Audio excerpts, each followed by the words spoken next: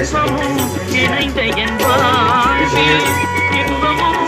துன்பமும் இணைந்த என் வாழ்வில் இணையில்லா நம் கருவினை நான் பாட இணையில்லா நித்திரை நான் பாட அறநெறியும் அகமும் புறமும் நாட அறநெறி